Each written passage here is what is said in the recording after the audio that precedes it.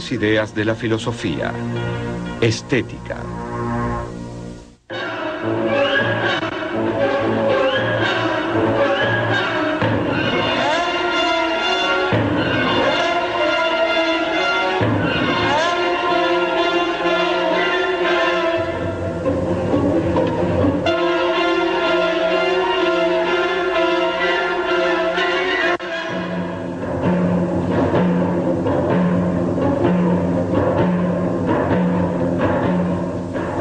La estética es el estudio filosófico sobre lo bello y sobre el arte.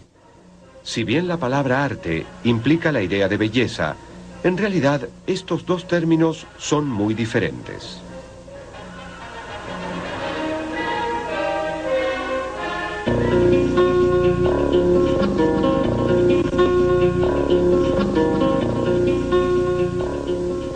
¿Se puede afirmar que el Guernica de Picasso es bello? Posiblemente no nos pondríamos de acuerdo. No obstante, la mayoría coincidiría en declararla una obra de arte. La pregunta entonces es, ¿cómo llegamos a esta conclusión?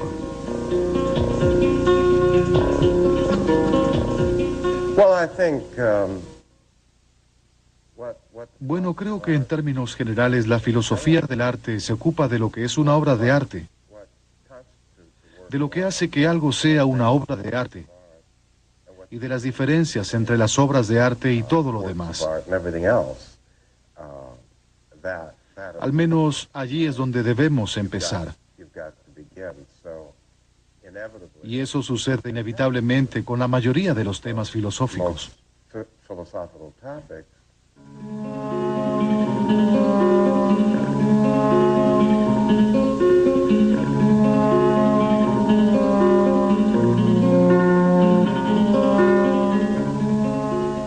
Para conocer los orígenes del estudio sistemático del arte, debemos remontarnos al siglo V a.C. En Atenas, el gran filósofo Platón enseñaba que la verdadera naturaleza de las cosas efímeras del mundo es su idea.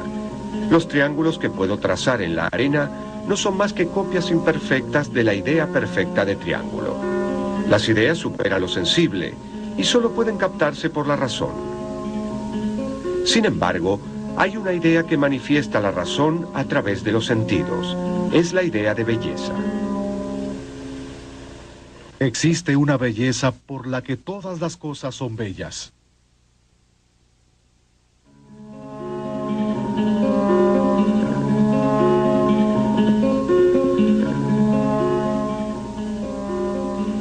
En el banquete, Platón argumenta que la manifestación bella atrae a quien la ve. A tal atracción la llama Eros, el dios griego del deseo.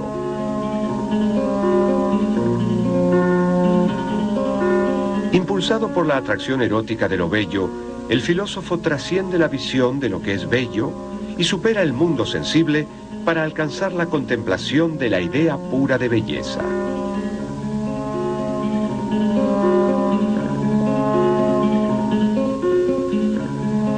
La reflexión platónica sobre la belleza no tiene en cuenta la función que el arte podría cumplir en la estética. En realidad, Platón tiene una pobre opinión de artistas y poetas.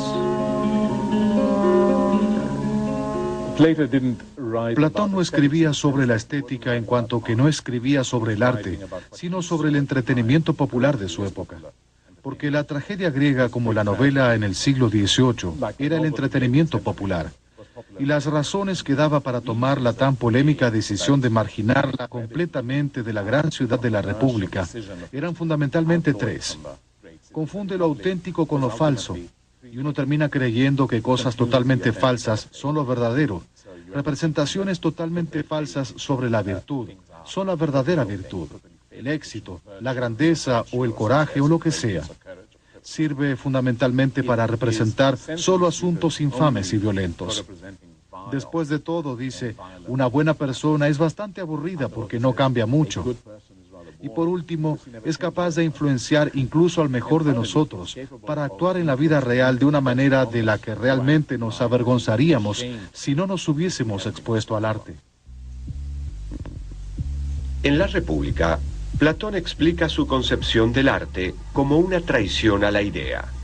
Al copiar la realidad, el artista copia una copia, ya que el objeto sensible ya es una copia de su idea.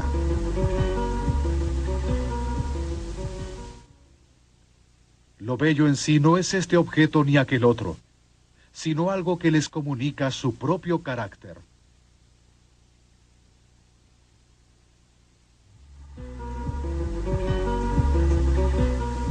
Platón desconfiaba de los poetas porque creía que solían hablar sobre cosas que no podían conocer verdaderamente.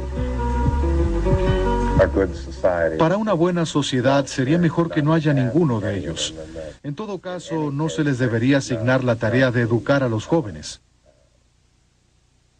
Al fin y al cabo, creo que pensaba que los filósofos eran quienes debían hacerlo, ya que supuestamente ellos eran los que sabían cómo diferenciar la realidad de la ilusión.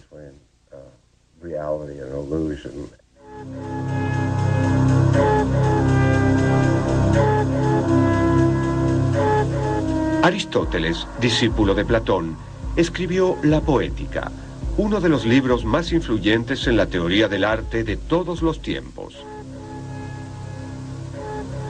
Para muchos, la poética constituye una refutación a la crítica que Platón hace al arte, ya que según Aristóteles, provocar emociones fuertes, tal como la compasión y el miedo, era bueno para los atenienses.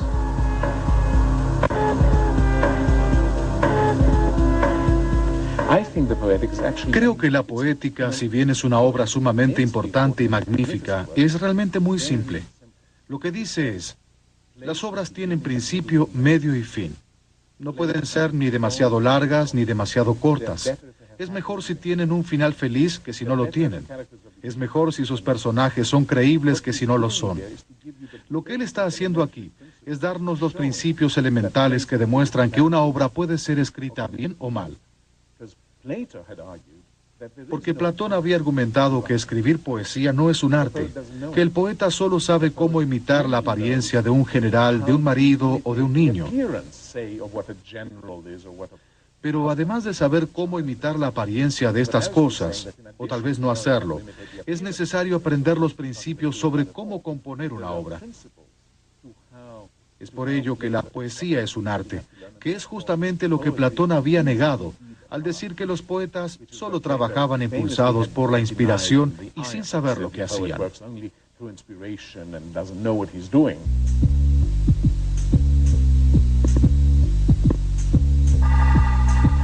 A diferencia de Platón, Aristóteles no habla de la idea de belleza pura, sino que analiza una forma artística específica, la tragedia.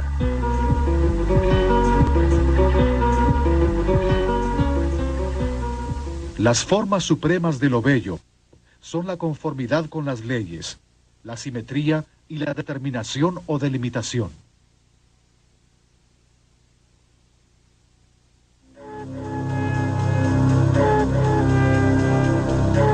De su análisis de la tragedia, Aristóteles deduce reglas de composición. La más famosa es la regla de las 3 unidades: unidad de acción, de tiempo y de lugar. La unidad de acción implica que la tragedia debe representar una sola acción sin tramas secundarias, y que cada etapa de la acción debe ser la consecuencia inevitable de lo que sucedió previamente. En cuanto a la unidad de tiempo, la trama no debe exceder las 24 horas. Y finalmente, la unidad de lugar consiste en que todo debía ocurrir en la misma localización. Pero, ¿qué pasó en la Edad Media? En el Medioevo no hay una estética propiamente dicha. En este periodo, lo bello es absorbido por una fascinación arrolladora por la dedicación a Dios. La teoría del arte fue reformulada meramente como técnica.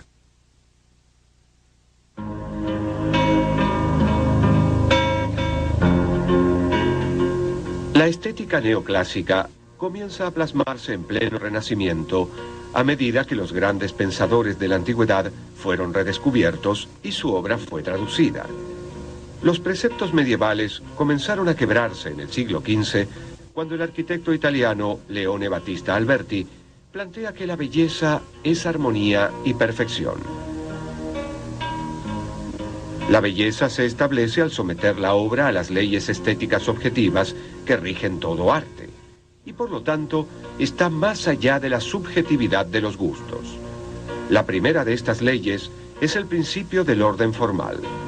La estética neoclásica será entonces una estética de las proporciones, de la simetría, de la armonía y del orden.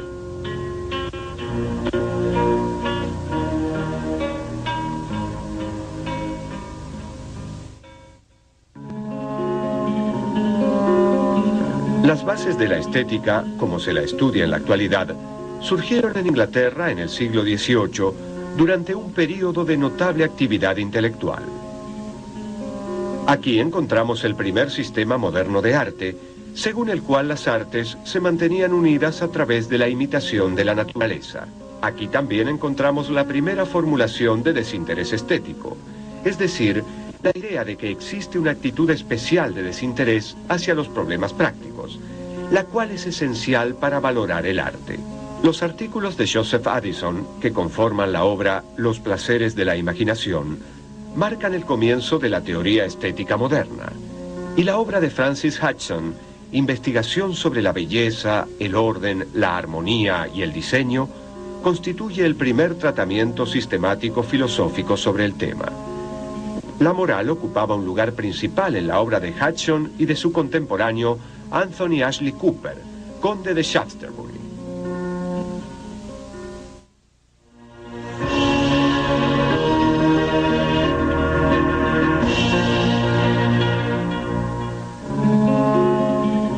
Shaftesbury consideraba que no se da un verdadero goce estético si éste no proviene del bien, ni un verdadero placer moral si no incluye lo bello. Lo bello y lo verdadero son una sola cosa. El origen de todo lo bello y todo lo bueno es Dios, puesto que toda armonía es signo del orden divino. Hudson coincide con Shaftesbury en que el sentido moral es innato, pero también cree que el sentido, tanto de la belleza como de la armonía, viene dado en el ser humano. Hudson supone que la percepción de la belleza y de la armonía no proceden meramente de los sentidos externos, sino de un sentido interior que registra el fenómeno de la belleza. Para que haya experiencia estética, el espectador u oyente debe tener cierto grado de conocimiento y tener una sensibilidad refinada. Pero si bien estas características son necesarias, no son suficientes. El sentido interior de la belleza es innato y espontáneo.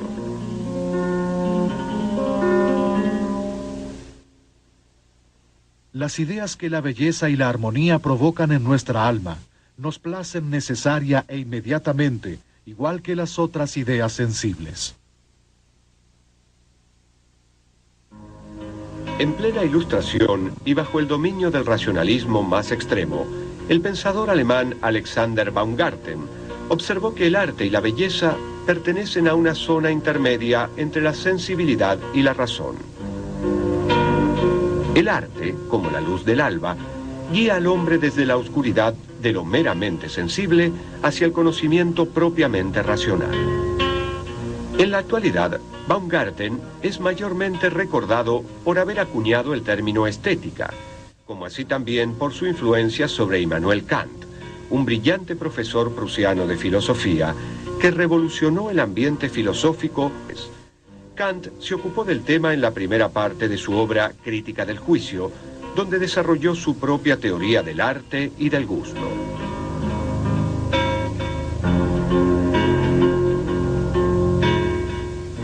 En otra obra seminal, Crítica de la Razón Práctica, Kant examina la acción humana y desarrolla las nociones de necesidad y libertad, y concluye que en la medida en que esos dos ámbitos, el de la naturaleza y el de la libertad, estén separados, el hombre queda desgarrado como ciudadano de dos reinos.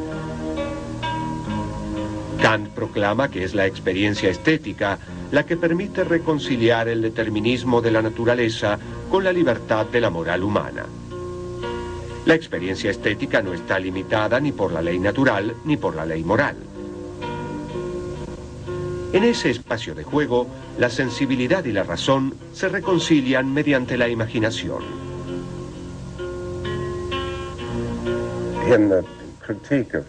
En la crítica del juicio, Kant dice: en una pintura o en un poema no existe casi nada que no pueda ser tratado como algo bello.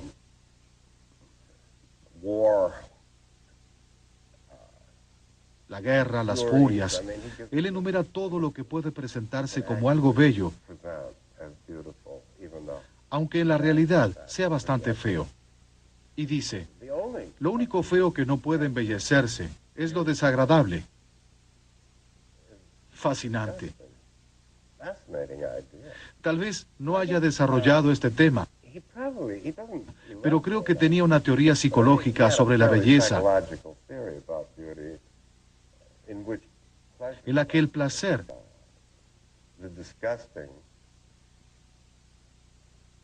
y lo desagradable provoca dolor, en tanto que es la naturaleza misma de lo desagradable lo que queremos hacer desaparecer, sacar, escupir, vomitar. Es muy interesante.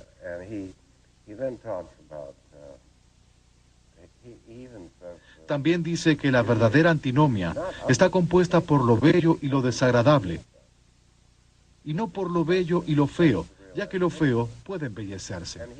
Este tema sí lo desarrolló en un libro anterior. Uno de los aspectos novedosos que introduce Kant, contrasta Pluto con Baumgarten y la escuela racionalista, es su noción de que el juicio estético no obedece una regla, sino que, como dice Hudson, se basa en un sentimiento. Si bien todos los juicios sobre lo bello son subjetivos, ya que se basan en un sentimiento, este puede ser un sentimiento compartido. No obstante, como se basan en un sentimiento, no hay principios que los determinen, y por lo tanto no puede haber una ciencia exacta de lo bello.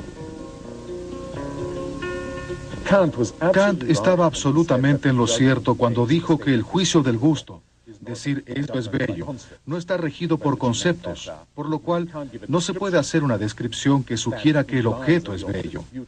No es posible decir: es blanca y simétrica y tiene un aspecto peculiar, y su doncella está a su lado en la cama, por lo tanto es bella o es bello. No se puede hacer eso. Pero el motivo no es que bello sea un concepto peculiar como él pensaba, sino porque el juicio del gusto no es una conclusión. Es una hipótesis, o mejor dicho, una suposición sobre lo que va a suceder cuando uno pase tiempo con este objeto. Pero, como dije, no se puede decir de antemano qué es lo que va a suceder. Es por eso que me gusta pensarlo en función de lo que dijo Stendhal, al definir la belleza como una promesa de felicidad. Es una promesa que no es necesario cumplir, o peor, que puede cumplirse y puede ser decepcionante, o peor aún, que puede cumplirse y ser perjudicial para uno y uno no lo sabe. Kant afirma que lo que causa satisfacción en el juicio estético es la forma pura que se experimenta en una contemplación desinteresada. Kant retoma la valoración del artista como creador, originalmente formulada por Addison en Inglaterra en el siglo XVIII, inspirado por el Tratado sobre lo Sublime de Longinus y la fórmula de un modo sumamente influyente y original. La noción de Kant del artista genio sostiene que el artista es considerado no como artesano hábil, sino como individuo excepcionalmente sensible y superior. Es en la obra del genio, en la obra del artista inspirado, donde la naturaleza muestra su cara oculta. A través del genio, la naturaleza proporciona reglas al arte. A fines del siglo XVIII, Friedrich von Schiller retomó y amplió las ideas de Kant. Schiller articuló su propuesta de una educación estética entendida como formación de un hombre plenamente libre. Schiller sostiene que el arte hace al hombre más humano, y es la condición necesaria de cualquier orden social que no pretenda basarse en la coerción totalitaria, sino en la libertad racional. Cuando cultivamos nuestras facultades estéticas, cultivamos nuestras facultades morales. Tanto así que la educación estética hace superflua una educación moral.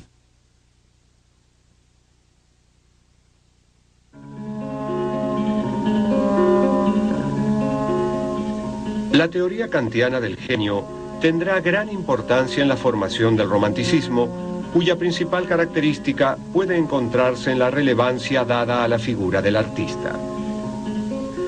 Los románticos consideraron al talento personal como un valor en sí mismo y lo tomaron como algo innato. Como Kant, creían que no había academia en el mundo que pudiera enseñar a crear una obra maestra. De esta manera, el culto del genio individual y anticonvencional que había empezado con los filósofos ingleses del siglo XVIII ocupó un lugar principal en la estética. En el siglo XIX, solo unos pocos hubieran dudado en afirmar que la concepción romántica era la última palabra en estética.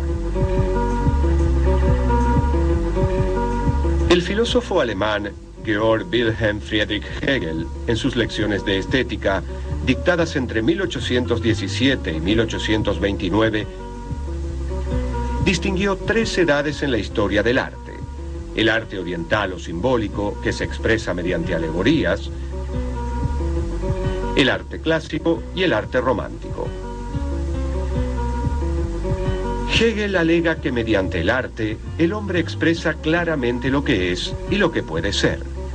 En el arte, lo material resulta esencialmente espiritualizado, y el arte romántico corresponde a la plenitud de tal espiritualización. La obra de arte no existe solo para la intuición sensible como objeto sensible, sino asimismo para el espíritu.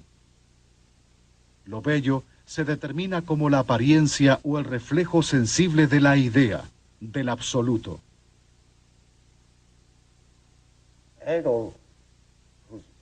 Creo que el libro más importante de Hegel fue Estética. El propósito de Estética es argumentar que el arte ya no es necesario, que en realidad está llegando a su fin. Era adecuado para una cierta época en que los seres humanos, antes de que la filosofía se volviese lo suficientemente fuerte como para abordar el tipo de preguntas que el arte puede abordar. Hegel tiene esta maravillosa idea en el mayor interés del espíritu, esas son sus palabras.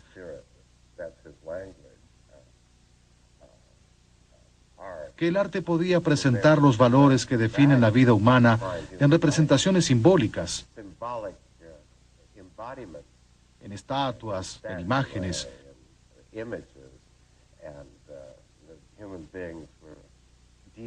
Y los seres humanos dependían mucho de las imágenes para aprender el significado de la vida.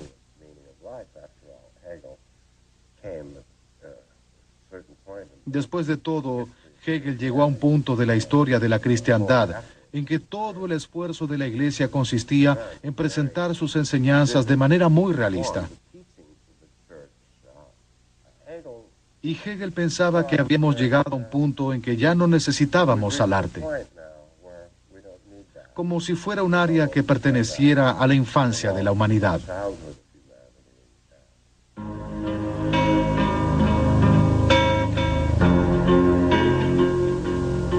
Al presentar la dialéctica histórica del arte, Hegel la concibió como un proceso completo y no abierto a futuros despliegues.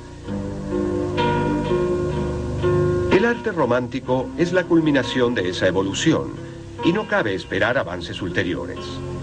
Hegel representa un punto de inflexión en la estética porque rechaza la teoría del arte como representación.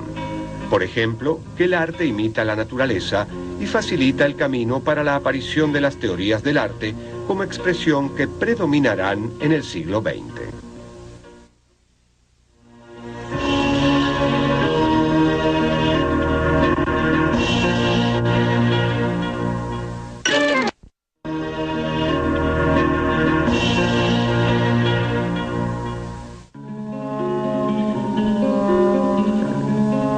En la misma época en que la reflexión estética de Hegel alzaba vuelo, otro filósofo alemán, Arthur Schopenhauer, ubicó al arte en el centro de su propio pensamiento.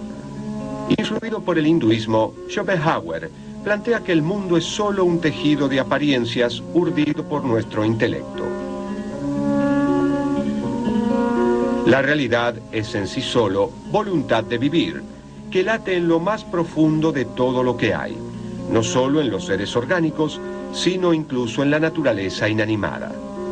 Esta fuerza ciega, este impulso de ser, se nos revela en la contemplación artística. La música, sobre todo, encarna la voluntad misma en su ímpetu y energía incesantes.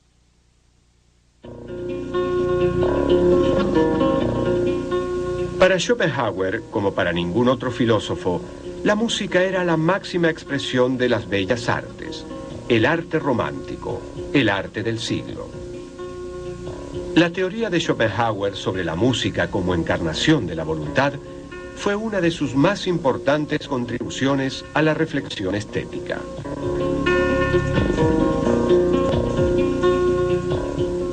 Si los animales y los seres humanos son el objeto de representación y contemplación estética, entonces el placer es la comprensión objetiva de estas ideas, que son las revelaciones más claras de la voluntad. Schopenhauer influyó en los primeros pasos del filósofo, poeta y filólogo alemán Friedrich Nietzsche. Nietzsche rechazó el pesimismo de Schopenhauer y reinterpretó a la voluntad como voluntad de poder. En su obra El origen de la tragedia, Nietzsche afirma que el arte es un gran sí a la vida, más allá de lo lógico y racional. El arte, dice Nietzsche, consta de dos principios, el apolíneo y el dionisíaco. El apolíneo remite a Apolo, dios de las imágenes nítidas que aparecen bajo la luz solar y de las imágenes borrosas del sueño. Se lo asocia a lo visual, lo figurativo, lo imaginario. En las artes plásticas predomina lo apolíneo. Es un principio de alegría, de purificación a través de la imagen. El principio dionisíaco del arte remite a Dionisio, el dios de la embriaguez. Se lo asocia a la disolución del yo, a la pérdida de límites, al delirio. En la poesía lírica y la música prevalece lo dionisíaco. Es un principio de goce donde desaparece la individuación para sumergirse en la voluntad universal. Él creía algo muy interesante, que era que ambas tendencias o aspectos de la naturaleza humana se combinaban en lo que él denominaba la mayor expresión artística del mundo, a saber, la tragedia griega ateniense, que representa a lo dionisíaco en el coro, que está presente allí como un grupo que baila, canta y comenta la acción, y luego en la acción en el escenario, que siempre se desarrolla en función de personajes individuales, y cuya historia central, según Nietzsche, gira en torno al héroe individual, que intenta hacer más que lo que un individuo es capaz de hacer. Se destruye en el proceso, pero no obstante lo celebra, ya que de cierto modo es inevitable que los grandes seres humanos traten de hacer precisamente eso. En todo arte se produce la combinación y síntesis de ambos principios. El estado espiritual propio del arte es mitológico. El aporte de Nietzsche no es tanto la elaboración de una estética sistemática, sino una invocación de ese estado espiritual sagrado, festivo, mitológico. Solo el arte puede reemplazar a las antiguas mitologías. Y así llegamos al siglo XX. El problema más acuciante y persistente que enfrenta la estética contemporánea es la noción misma de arte. En la primera mitad del siglo, la visión dominante fue la que se conoció como la teoría del arte como expresión, cuyo defensor más famoso tal vez sea León Tolstoy, y que fuera formulada definitivamente en 1938 por el filósofo de Oxford, Robin George Collingwood. Esta teoría afirmaba que el arte es la expresión de un sentimiento, definiendo expresión y sentimiento de distintas maneras.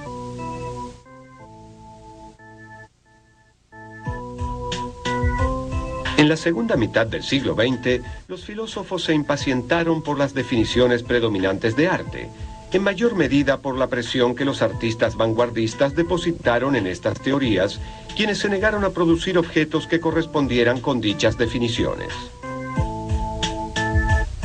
En respuesta a esto, algunos se volcaron hacia la nueva filosofía del lenguaje, promovida por Ludwig Wittgenstein en su influyente obra Investigaciones filosóficas, publicada por primera vez en 1953. ¿Creen ustedes que yo tengo una teoría? ¿Creen que estoy diciendo qué es esto y aquello? Yo describo, doy ejemplos. Para estar en claro acerca de las palabras estéticas, ustedes tienen que describir modos de vida.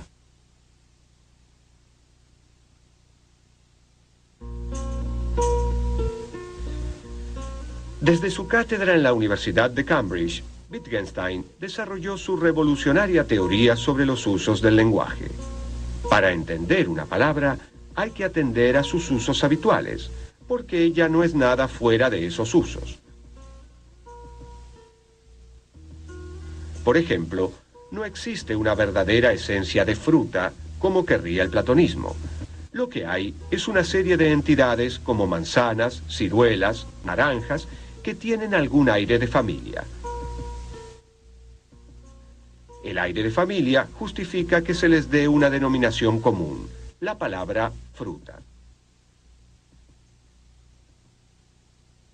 Sostengo, pues, que la propia naturaleza aventurera y expansiva del arte, sus constantes cambios e innovaciones, hacen que sea lógicamente imposible determinar un criterio de definición.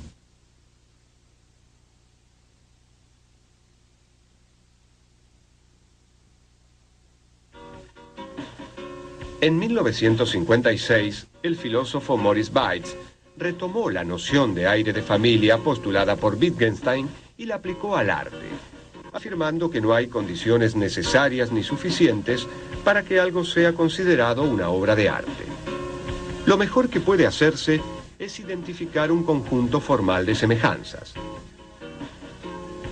Como las formas artísticas no son estáticas, ninguna teoría del arte es realmente posible, y los intentos por llegar a una definición de arte deben abandonarse. En lugar de preguntarse por la naturaleza y la esencia del arte, es más útil analizar su función y el tipo de ideas que representa.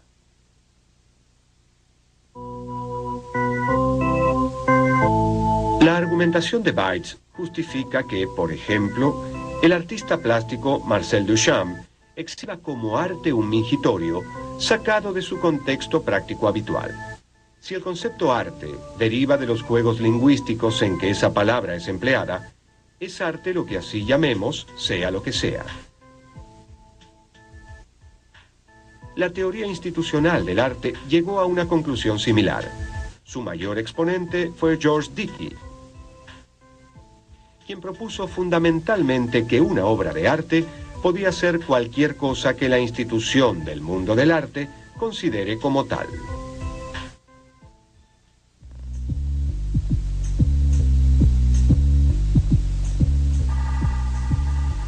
Se abre un mundo de posibilidades de experimentación artística.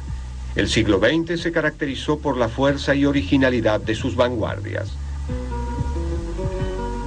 El dadaísmo, el cubismo, el surrealismo, el pop art y otros movimientos exploraron la forma y la materia de lo artístico. La idea de belleza fue casi olvidada.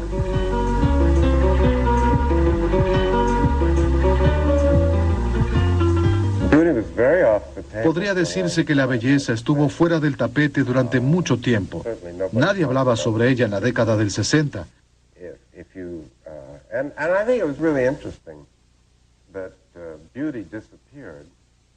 Creo que fue muy interesante que desapareciera no solamente del discurso filosófico de avanzada sobre el arte,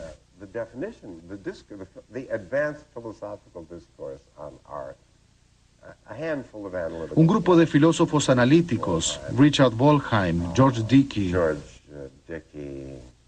uno o dos más y yo, nunca hablábamos sobre la belleza. Y yo particularmente consideraba que era bueno que no lo hiciéramos. No creo que nadie supiera cómo abordarla, pero no parecía ser necesario cuando estaba elaborando este tema. Y no desapareció solamente de la filosofía, desapareció del arte por completo, ya que a fines de la década del 60 existía el consenso generalizado de que una obra de arte podía tener el aspecto que quisiera, con lo cual no debía ser necesariamente bella. No quiere decir que no pudiera serlo, sino que la belleza ya no era condición necesaria.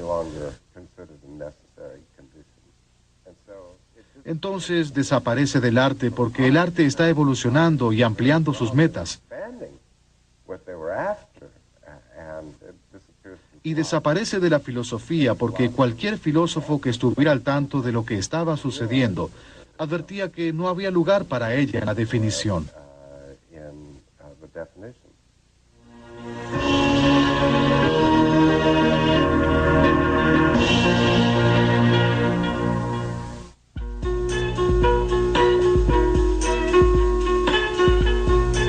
Al no imitar la naturaleza ni someterse a pautas fijas o modelos previos, la obra de vanguardia rápidamente genera encendidas polémicas.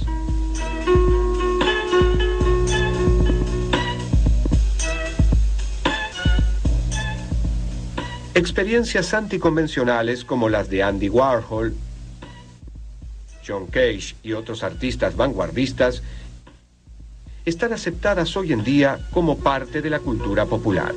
No obstante, no debemos olvidar que en la segunda mitad del siglo XX representaron un quiebre revolucionario.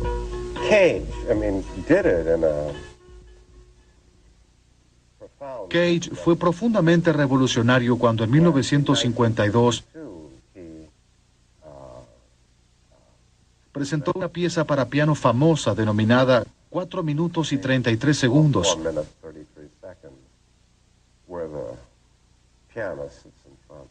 en la cual el pianista se sentaba frente al piano, cerraba la tapa, contaba los compases que había para el primer movimiento, la abría nuevamente, había 3 movimientos o 4, no recuerdo, pero eran 4 minutos y 33 segundos. Y lo interesante de esos 4 minutos y 33 segundos era que no había silencio, sino nada de lo que uno podría identificar como un sonido de piano. Había más bien todos los otros demás sonidos, toses, bostezos, eructos, bocinas de autos que pasaban por la calle, el sonido de los pájaros, todo lo que uno simplemente borra de la experiencia artística. En la pieza de Cage, esa es la experiencia artística y eso es muy profundo. Hubo un poco de revuelo cuando presentó la pieza por primera vez, porque el público esperaba escuchar a Cage tocar el piano. Pero Cage se sentó y escuchó al mundo. Muy interesante, muy interesante.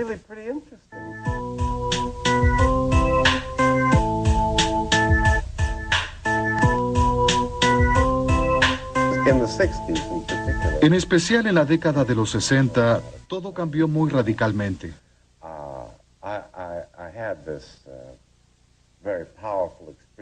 Ya he escrito varias veces sobre esta experiencia tan fuerte que tuve cuando fui a la exposición de Andy Warhol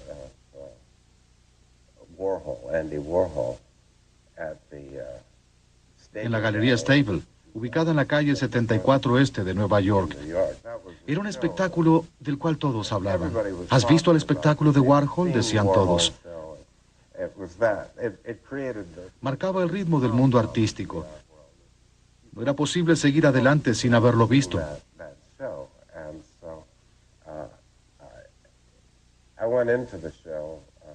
Entré a la exposición y allí estaban todas estas pilas de lo que parecían ser cajas de supermercado.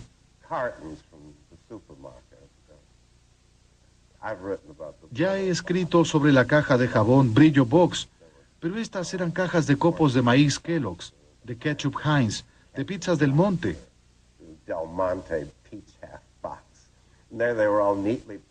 Y estaban apiladas muy prolijamente en las dos salas de la Galería Stable, que dicho sea de paso fue incorporada al Museo Whitney, pero que en ese momento era una galería vanguardista muy importante.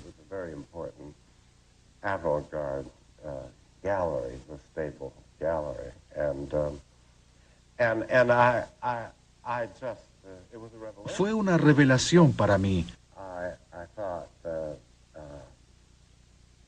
porque fue la primera vez que pude ver cómo pensar filosóficamente sobre el arte. Nunca había sabido cómo hacerlo y no había nada en los libros que pudiera habérmelo enseñado. Y aquí estaba esta pregunta lista para hacerse. Y estaban estas cajas en una galería de arte y se las vendía como obras de arte. Y parecían exactamente iguales a las cajas del supermercado, a las cuales no se las consideraba arte en absoluto, sino que eran lo que uno llamaría cosas meramente reales, objetos utilitarios, parte de la vida diaria. Entonces, ¿cuál era la diferencia entre las dos? Y esa pregunta era para mí algo increíble, que nunca antes podría haberse hecho. Debía formularse desde el interior de la historia del arte moderno. Pero en 1964, 1965, en realidad en la década de los 60 en general, pasó a ser una de las principales posibilidades artísticas. Y para mí fue una de las cosas más interesantes que podría haber imaginado jamás.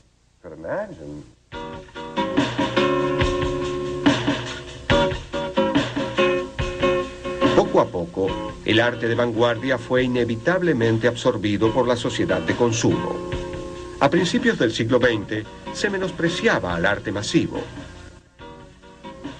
Hoy no se duda en reconocer como arte al jazz, el cine, la comedia musical, la fotografía, el cómic, el relato de ciencia ficción, etc.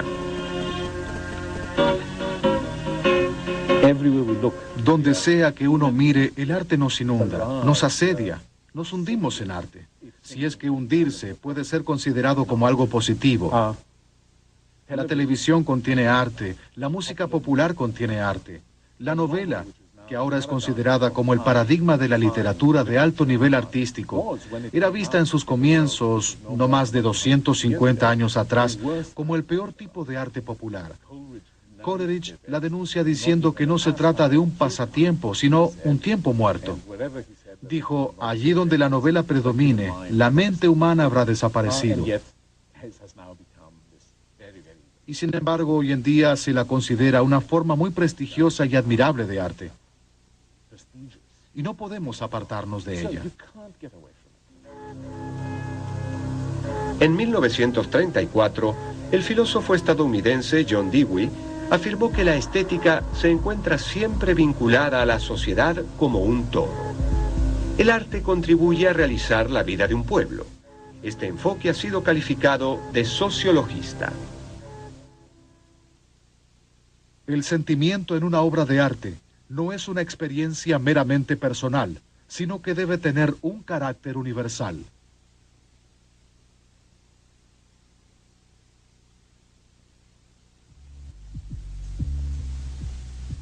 El filósofo alemán Walter Benjamin afirmó en 1936 que el concepto de arte ha sido revolucionado también por los avances tecnológicos, que han permitido acceder a la reproducción ilimitada del objeto artístico. La obra de arte ya no se caracteriza por su unicidad e irrepetibilidad. Un cuadro es único, pero un póster no lo es. Una película se puede proyectar simultáneamente en cientos de salas cinematográficas. Un programa de TV puede ser visto por los espectadores de todo el mundo y puede ser repetido o grabado. La estética se ve obligada a ocuparse de esta nueva realidad y en particular del poder de la televisión. Creo que actualmente la televisión mundial en general es reconocida como un medio que puede contener arte. No creo que toda la televisión sea arte. Puede ser novedosa, comercial, destinada a vender. Hay de todo tipo. Al igual que pintar no siempre es arte. Se pueden pintar paredes, hacer avisos publicitarios, decorar casas o también hacer arte. Una pintura puede haber sido creada para hacer arte o puede convertirse en arte sin que esa haya sido su razón de ser. La televisión es como la escritura. Algunas obras escritas son literarias, la mayoría no lo son. Parte de la televisión es artística, por así decirlo. La mayoría no lo es. Existen muchos libros al respecto y basta ver la sección de medios de comunicación para sorprenderse por lo que está sucediendo. En cambio, creo que los intelectuales serios no le prestaron debida atención, o si lo hicieron, por lo general la denunciaron en su totalidad o la defendieron de un modo no particularmente útil. Algunos contenidos televisivos son realmente muy buenos, no hay duda sobre ello. Sin embargo, los académicos e intelectuales todavía sospechan sobre la televisión porque suelen considerarla como algo monolítico, una sola cosa que deben o bien aceptar o rechazar en su totalidad. La estética contemporánea involucra al observador en la creación del objeto artístico, requiriendo una nueva sensibilidad, tanto del artista como del público. ¿Qué valoramos en una obra de arte? ¿Será tal vez que provoque en nosotros sentimientos o respuestas cognitivas? ¿O es algo mucho más complejo? Por ejemplo, creo que para valorar una obra de arte no es suficiente decir es magnífica. Valorar una obra de arte no significa simplemente que a uno le guste. Valorarla es vivirla, lo cual implica en un nivel muy elemental, no un nivel altamente filosófico, cambiar los hábitos. Y si usted encuentra una obra de arte que le gusta, usted va a verla, o leerla, o escucharla, o lo que sea. Hablará con otras personas que la hayan visto, o escuchado, o observado, o lo que sea. Leerá diferentes libros, conocerá diferentes personas, irá a diferentes lugares a donde nunca había ido. En otras palabras, cuando le gusta algo de esa manera, usted cambia su vida naturalmente a causa de ello. Y la pregunta es, ¿qué efecto produce a largo plazo? Y muchas personas creen que si el arte se valora, es porque debe producir efectos buenos. Me refiero a efectos moralmente buenos. Los filósofos deberían ayudar a las personas a pensar más claramente. Pero al mismo tiempo hay que tener cuidado. Volvamos a lo planteado por Barnett Newman.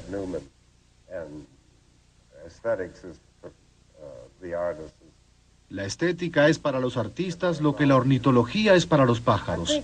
Creo que las personas en el campo de la estética consideraban que eso es lo que debían estar haciendo.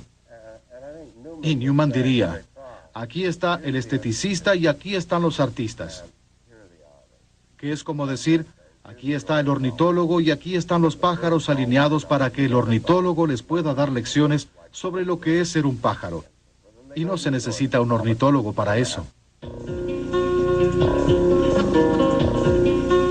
El origen del compromiso filosófico con el arte, que hoy denominamos estética, se remonta al origen mismo de la filosofía en la Grecia clásica.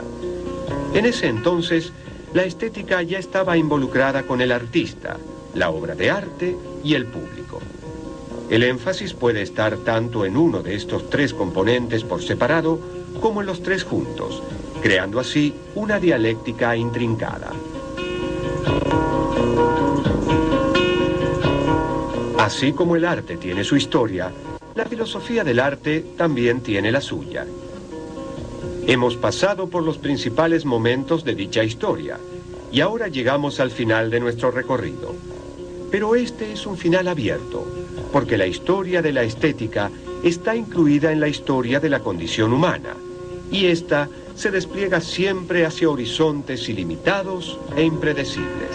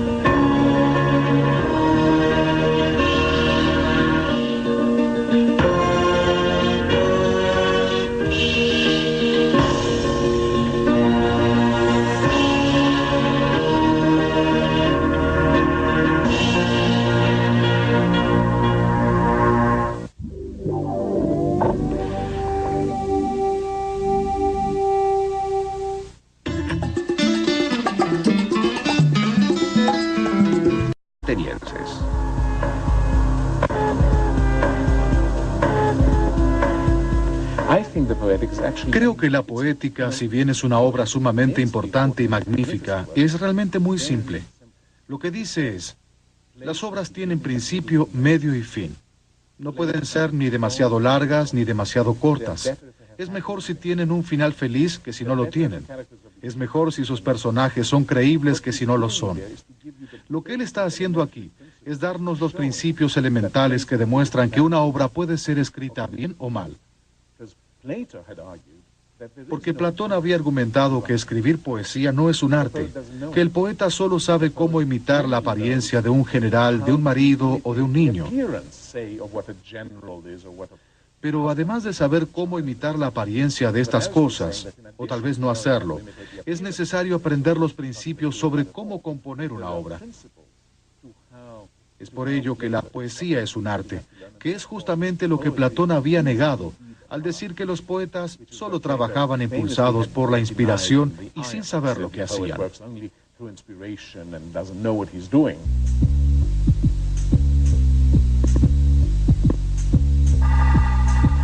A diferencia de Platón, Aristóteles no habla de la idea de belleza pura, sino que analiza una forma artística específica, la tragedia.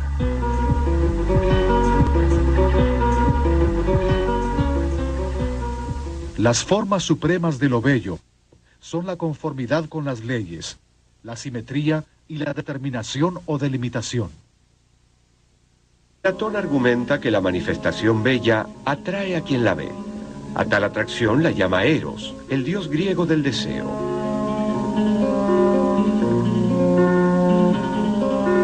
Impulsado por la atracción erótica de lo bello, el filósofo trasciende la visión de lo que es bello y supera el mundo sensible para alcanzar la contemplación de la idea pura de belleza.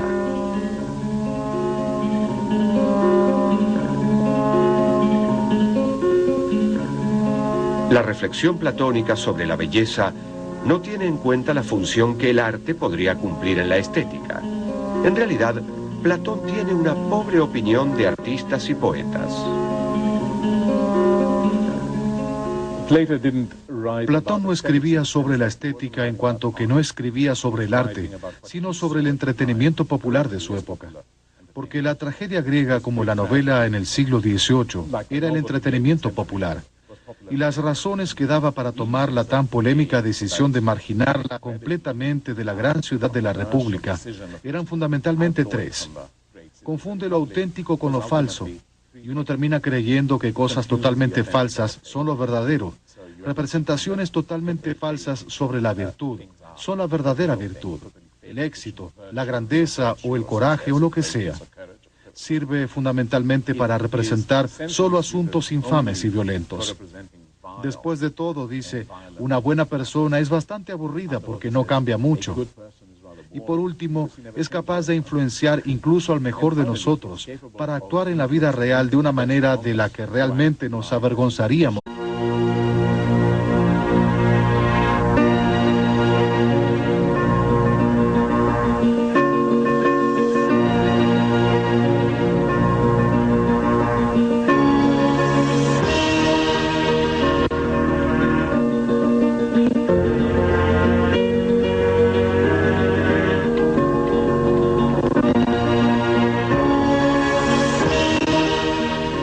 Grandes ideas de la filosofía. Estética.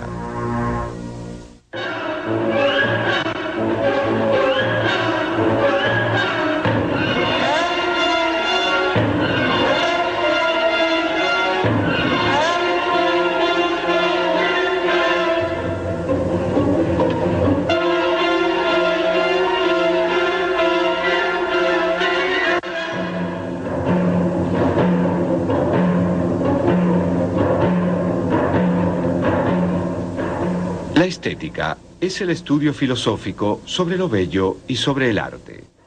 Si bien la palabra arte implica la idea de belleza, en realidad estos dos términos son muy diferentes.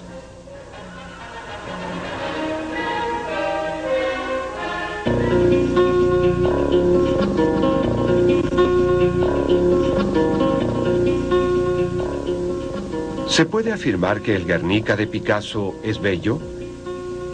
Posiblemente no nos pondríamos de acuerdo. No obstante, la mayoría coincidiría en declararla una obra de arte. La pregunta entonces es, ¿cómo llegamos a esta conclusión?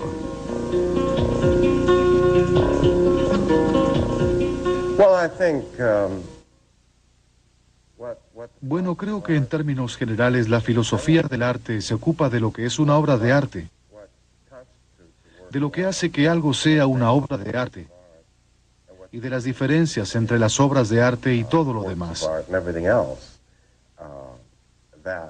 Al menos allí es donde debemos empezar. Y eso sucede inevitablemente con la mayoría de los temas filosóficos.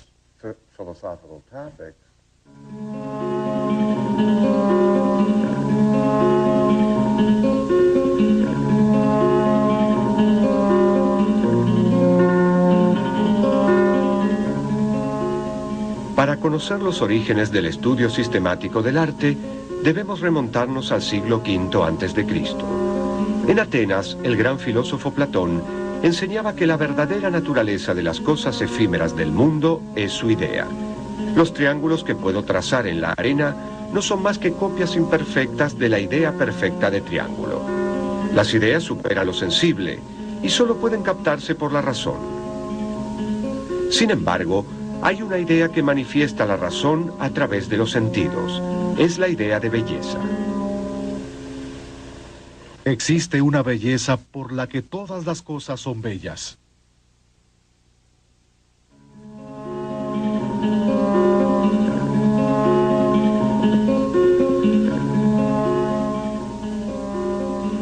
En el banquete, Si no nos hubiésemos expuesto al arte. En la República, Platón explica su concepción del arte como una traición a la idea. Al copiar la realidad, el artista copia una copia, ya que el objeto sensible ya es una copia de su idea.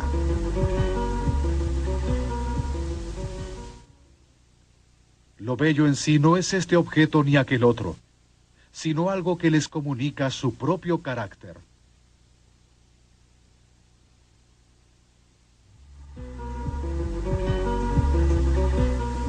Platón desconfiaba de los poetas porque creía que solían hablar sobre cosas que no podían conocer verdaderamente. Para una buena sociedad sería mejor que no haya ninguno de ellos. En todo caso, no se les debería asignar la tarea de educar a los jóvenes. Al fin y al cabo, creo que pensaba que los filósofos eran quienes debían hacerlo, ya que supuestamente ellos eran los que sabían cómo diferenciar la realidad de la ilusión.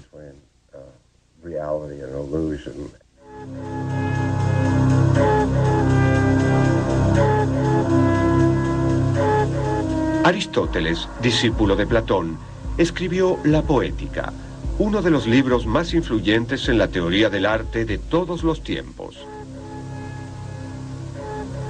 Para muchos, la poética constituye una refutación a la crítica que Platón hace al arte, ya que según Aristóteles, provocar emociones fuertes, tal como la compasión y el miedo, era bueno para los